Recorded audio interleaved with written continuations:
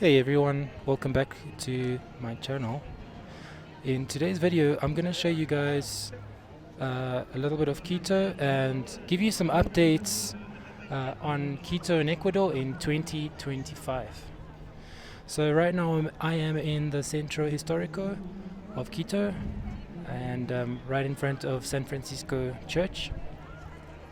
And I'm gonna walk down and tell you guys about some updates.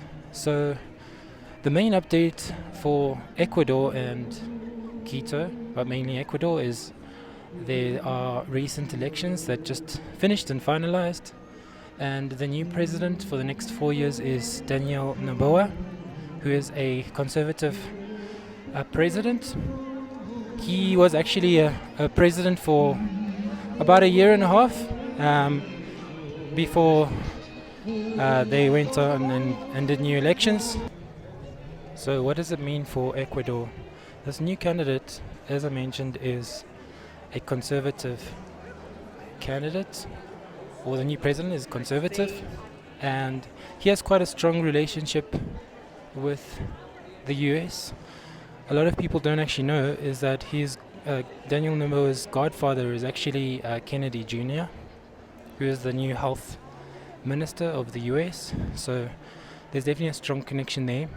And for those that probably don't know this, Daniel Noboa, before he won re-election for 4 years, he was actually invited to Donald Trump's, when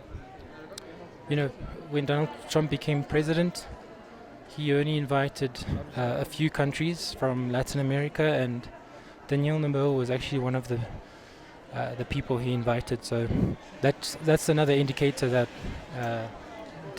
President Daniel Noboa will have a stronger relationship with the US. What are the other things that will change in Ecuador? Right now, Daniel Noboa's team, and obviously now that he has 4 years, one of the things that he'll probably continue is building the new prison.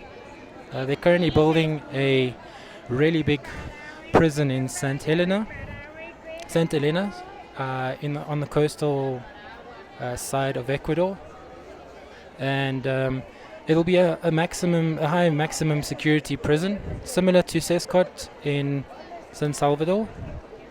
They'll probably need another, I think, maybe 2 years to finalize and finish it, maybe 3 years. The positive is he is working with Bukele, from a consultation point of view in terms of, how to make it more secure, that, certain people that are in that prison don't escape, because there was one of the other high maximum prisons in Ecuador. There's been a few people that have actually escaped there. I think that'll be another big thing that he'll focus on. Another thing that he'll probably focus on is the electricity issues that Ecuador have been running through. I think he'll probably look at building new hydroelectric plants and alternative solutions for generating electricity. Because he's also conservative, as I mentioned, there'll be stronger relationships, I think, with Europe as well as the US.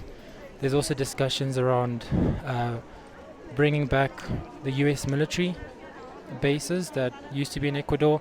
The main one used to be in Manta, Ecuador, on the coast. So that looks like it might come back, and there'll be a big US presence, military-wise, in Ecuador again, which I think is not a negative. I think it's a positive, because the military in Ecuador isn't as strong as the US. And the US definitely has more intelligence that they can help Ecuador with when it comes to finding criminals, and especially the criminals that are part of the cartels and all of that.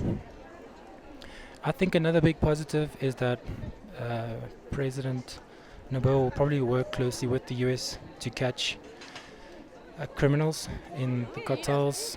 For example, the Sinaloa cartels, Venezuelan cartels. I think they'll work pretty closely to catch them.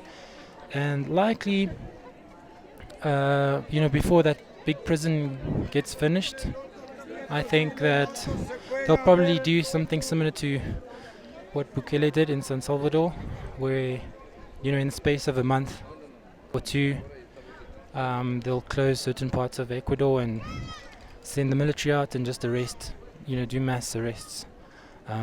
Again, I think that's a positive, because Ecuador right now in 2025, although it has a good candidate, a strong candidate, it has been struggling with crime. Crime has actually increased. I've been in Ecuador for almost 3 years now, and from the first time I came 3 years ago, it was actually a safer country, and there is definitely it definitely doesn't feel as safe as it used to be. But I am seeing the difference. I'm seeing more police presence, more military presence, with Daniel Noboa being president. So I think you just need to be patient. If you either live in Ecuador or you're a tourist, you just have to be patient with that. But also, if you're a tourist and you're just visiting Ecuador, you're not gonna notice the things that I'm mentioning, especially when you live here. So when you live here, it's different. You'll notice, different things. So as a tourist, what I can tell you is that Ecuador is not going to be a problem for you. Most tourists, they'll come to Quito, for a few days, maybe go to another town like Cuenca, and then they'll go to Galapagos. And Galapagos is, to be honest, is the most safest place of Ecuador that you could go to, as well as Cuenca. Those two places are super safe, so you won't have any issues. Especially as a tourist, you're popping in for a few days, you're visiting through in the day, so you won't have an issue. And you can see right now, I'm walking through the center of Quito, and you can see there's plenty of people here. It's a weekend here, by the way, so weekends obviously you'll have way more people. This is the Plaza Grande here. I actually covered it in another video, and we actually just passed the palace, but right in front, I don't know if you guys can see that building right up ahead, the big white building. That's actually the Cardinal Palace. So that's actually where Daniel Noboa, the new president, is based and where he works from. So this is the Plaza Grande, so for people that don't know.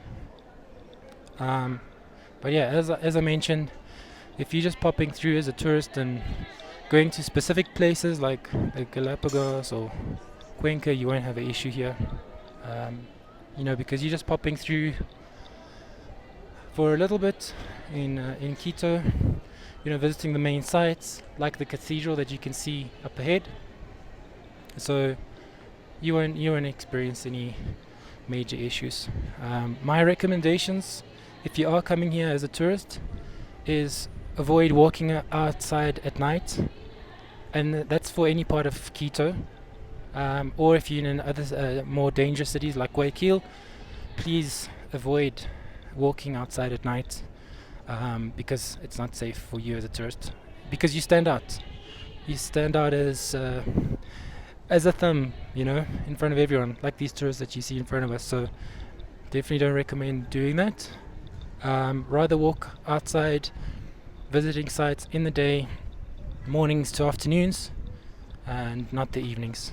If you do decide to go out in the evenings, make sure that you use Uber and not yellow taxis. So use Uber to go from one place to another place.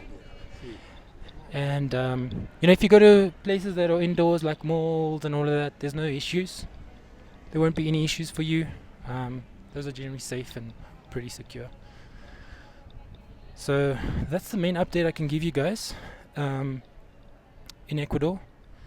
If you have any questions that you want to ask me, I'll be happy to answer them in the comments below.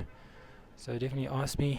I've been living here for a while, so I've got inside information I can definitely give you.